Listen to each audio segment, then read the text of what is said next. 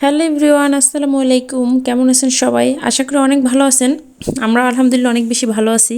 আর যে ঠান্ডা চারিদিকে ভাই কেমনে ভালো থাকি, তারপরে ঠান্ডার মধ্যে কিন্তু একটু রান্নাবান্না করতেই হয়, আমাদের মেয়েদের কিছু করারই নেই। কিন্তু তার উপর আজকে ছিল আবার ফ্রাইডে, তো ফ্রাইডে স্পেশাল একটু রান্নাবান্না হবে। বিশেষ করে আজকে আমার হাজব্যান্ড বাসায় থাকবে। সে তো দেখা যায় সবসময় বাসায় থাকে না, তো শুক্রবারটাই থাকে। মূলত সে বাসায় না থাকলেও তার জন্য আমি স্পেশাল স্পেশাল জিনিসই রান্না করি। প্রত্যেক দিন অফিস থেকে আসার আগে সন্ধ্যার সময় কিছু না কিছু খাবার তার জন্য আমি বানাই। তারপর তো স্পেশাল স্পেশাল কিছু রান্নাই করতেই থাকি। মানে খাবার দাবার নিয়ে সে কখনো অনুযোগ করতে পারবে না ভাই, এমন খাবার খাওয়াই তারে। তো যাই হোক, আজকে শুক্রবার ছিল, তো আজকে আবার অনেক বেশি ঠান্ডাও ছিল।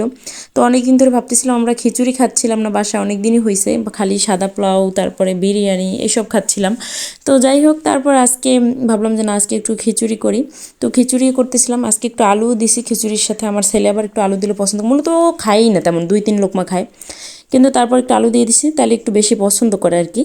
তো আমি খিচুড়ি তো এখানে কীভাবে কীভাবে বসাইছি আপনারা তো অবশ্যই দেখছেন। আজকে কোনো রকমের কোনো এক্সট্রা মশলা ছাড়া এইভাবে খিচুড়ি রান্না করছি। তো আমার কাছে এরকম খিচুড়ি খুবই বেশি ভালো লাগে। তো তারপরে এই যে খিচুড়ি রান্না করছি, খিচুড়িতে আদা রসুন বাটা, জিরা বাটা, ধনিয়া বাটা এইসব আমি অনেক সময় দেই না, মাঝে মাঝে ওগুলো দিয়েও রান্না করি। তো যাই হোক, তো আমি এভাবেই করলাম, একদম সিম্পল। খেতেও ভালো লাগছে অনেক, মানে কোনো বেশি মশলার কোনো আসে নাই। তো যাই হোক, তারপর এই যে খিচুড়িটা সুন্দর করে একটু কষাচ্ছিলাম, মানে চালটা ভালো করে ভেজে তারপর পানি দিয়ে দিছি। আরেকটা কথা, আমি খিচুড়ি, বিরিয়ানি, পোলাও এগুলো কিছুই আমি মানে চুলায় ভালো রান্না করতে পারি না, রাইস কুকারে খুব ভালো হয় আমার। এগুলো চুলায় করতে গেলে খুব খারাপ অবস্থা হয়ে যায় আমার। তো এই জন্য আমি এটা কিন্তু আবার উঠিয়ে রাইস কুকারে দিছি। তারপর আজকে খিচুড়ির সাথে কি খাবো? ইলিশ ভাজা খাবো, মূলত আজকে ইলিশ খিচুড়ি খাবো এই আর কি। তো এই যে ইলিশ তারপরে দিয়ে দিলাম কিছু, মানে কয়েক পিস ইলিশ মাছ আর কি ভেজে নিব। তো মাছটাও মানে এত বেশি মজা ছিল, কালকে আনছে মানে। তারপর আবার এখানে বেগুন ভাজা ছিল, বেগুন ভর্তা, ডিম, সালাদ, মানে এইসব টুকটাক আর কি আইটেম। আজকে মানে মাংস দিয়ে খাবো না বলছে, এই জন্য। তো আজকে এগুলো দিয়ে মূলত খেলাম। তারপর এই যে মাছটা আমি একটু কম আসেই সুন্দর করে ভেজে নিচ্ছিলাম, যাতে ভিতর দিক থেকেও ভাজা হয়, যেহেতু রান্না করবো না ভাজাই রাখবো, এই জন্য আর কি।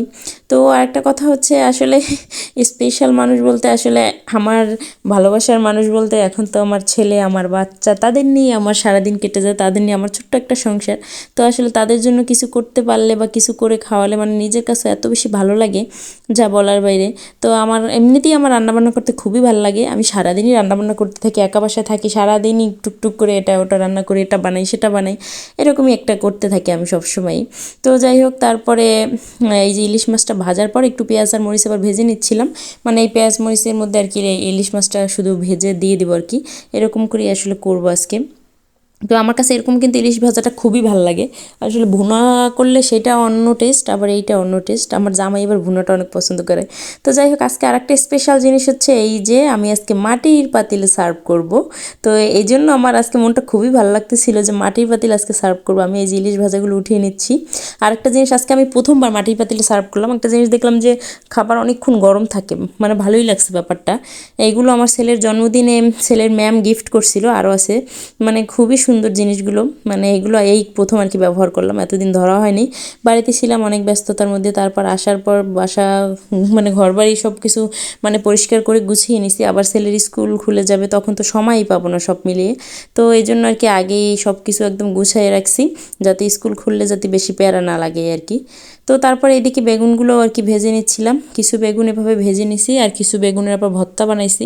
বেগুন ভর্তা দিয়ে কিন্তু খিচুড়ি অনেক বেশি মজা, বেগুন ভর্তাটাই কিন্তু অনেক বেশি মজা। তো যাই হোক, তারপরে এই যে বলছি না আজকে সব মাটির জিনিস সার্ভ করব। তো এগুলো আসলে একটা মানে সেট আকারে পাওয়া যায়, এগুলো আমার না, এগুলো হচ্ছে আলাদা আলাদা পিরিচ তারপরে কাপ এগুলো আছে আমার, তো সেখান থেকে আসলে করা। আর ওই দুইটা তো ছেলের ম্যাম গিফট করছে আর কি। তো তারপর এই যে বেগুন ভর্তাটাও বানিয়ে নিছি। তারপরে এই যে দেখেন, আসল সুন্দরীরা তো চলে আসছে, কি সুন্দর লাগতেছে মাটির পাতিলে খিচুড়িটা, আপনারা একটু বলেন তো ভাই, এত সুন্দর লাগতেছে তাই না? আর আমার রিং লাইটটা মাশাআল্লাহ অনেক বেশি ভালো সুন্দর, তো আলোও খুব ভালো, মানে ভিডিও করতে আমার এখন অনেক শান্তি লাগে বলতে গেলে। মানে এই যেমন সামনের রুমে কিন্তু কোনো লাইট জ্বালানো নেই, লাইট না থাকলেও খুব সুন্দর হয়। তারপর তো টেবিলে সার্ভ করে ফেললাম, মানে সিম্পল কিছু জিনিস আসলে। বাবু তো অত বেশি খায় না, আমরা দুইজনই বলতে গেলে। তো সেক্ষেত্রে দেখা যায় এর থেকে বেশি কিছু আমাদের লাগেও না। তো আজকে মাংস টাংস কিছু না, শুধু খিচুড়ি, ইলিশ ভাজা, বেগুন ভাজা এরকম এগুলো। তো তারপরে এই যে আমরা সব কিছু রেডি করে ফেলছি, এখন খাবে। তারা নামাজ পড়ে আসছে দুইজনে। আর এত বেশি শীত বাইরে, এত বেশি শীত ভাই, ওরে শীত! এই শীতে আমি মনে করি একটু গরম গরম আসলে খিচুড়ি ভালো লাগবে মনে করি। তো এই জন্য আজকে করা। তারপরে এই যে বাপ ছেলেও চলে আসতে খাবে, আর আমার ছেলে তো বলতেছে সে আজকে নিজের হাতে খাবে। এভাবে সাজানো দেখে সে তো খুবই এক্সাইটেড। তারপরে এই যে সবাই তাদেরকে আর কি সার্ভ করে দিচ্ছিলাম। এখন সার্ভ করার সময় মনে মনে ভাবতেছিলাম যে আমার মাটির প্লেট খুবই দরকার এখন। আর এই যে সাথে কিন্তু আমার নিজের হাতে বানানো স্পেশাল আচার, জলপাইয়ের আচার। আচার না থাকলে তো আর খিচুড়ি জমে না, তাই না? তারপরে এই যে এক এক করে সব কিছু সার্ভ করে দিচ্ছিলাম। আর একটা জিনিস, এই যে মানে ইলিশ ভাজার পেঁয়াজটা কিন্তু পুরাই ফেলছি শেষে। প্রথম দিকে ভালোই ছিল, শেষে একদম বেশি ভাজা ভাজা করে ফেলছি, মানে পোড়ানো না। তো যাই হোক, তারপরে যে ভর্তা, বেগুন ভাজি সব কিছু দিয়ে সুন্দর করে সার্ভ করে দিচ্ছিলাম। আর এই যে স্পেশাল আচার, আচার ছাড়া তো জমেই না। আমার বাসায় আমি বাড়ি থেকে এসে দেখি মানে একটা বক্স আর কি আচার খেয়ে ফেলছে আমার জামাই, এমন একটা অবস্থা। তো তারপরে এই যে তাদেরকে সার্ভ করে দিলাম সুন্দর করে, এখন তারা খাবে। তারাও তো অনেক বেশি খুশি হয়েছে, মূলত মাটির পাতিলে আজকে সার্ভ করা দেখে তারা বেশি খুশি হয়েছে। আমার ছেলে বিশেষ করে, ও কখনো এভাবে দেখে নাই, তো ও বিশেষ করে অনেক খুশি হয়েছে। আর খাবারটা অনেক বেশি মজা ছিল। দেখেন না খায় কেমন করে, ভোজন রসিক লোক বলে কথা, মানে সে তো পুরো পাগল, কারণ তার পছন্দের জিনিস বলে কথা। তো তারপর আবার বাবুকে দিয়ে দেবো। বাবু তো ইলিশ খেতে পারে না, কিন্তু সেও আজকে খাইছে। তারপরে এই যে তাকেও দিচ্ছি, সে খুবই আগ্রহ করে নিজের হাতে খাইছে, মানে এভাবে সার্ভ করা দেখি আর কি সে অনেক বেশি খুশি হয়েছে। তো আসলে দিন শেষে একটা কথাই বলবো, কথাটা হচ্ছে যে নিজে একটু ভালো থাকতে হলে কিন্তু বেশি কিছুর দরকার হয় না। নিজের খুব কাছের মানুষদের নিয়েই অনেক ভালো থাকা যায়, খুব মানে অল্প পরিসরে সবসময় যদি তাদেরকে ভালো রাখার একটু চেষ্টা করি, আবার তারাও অবশ্য আমাকে ভালো রাখার চেষ্টা করে, সব কিছু কিন্তু একদিক দিয়ে হয় না। তো যাই হোক, আজকের ভিডিওটা এই পর্যন্তই। ছোট একটা ভিডিও না বলতে গেলে, আজকে বড় ভিডিওই, কারণ সারাদিনের একটা ব্লগ বলতে গেলে। তো এই যে আমার বাচ্চাটাও সুন্দর খাচ্ছে নিজের হাতে, সবাই একটু মাশাল্লাহ বলে দিবেন। আজকের মতো আল্লাহ হাফেজ।